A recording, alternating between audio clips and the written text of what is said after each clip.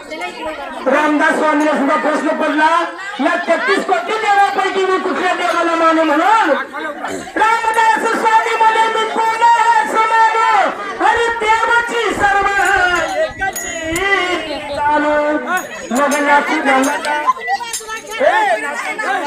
गाऊ जमाना बघूच्या सारा बघूच्या सारा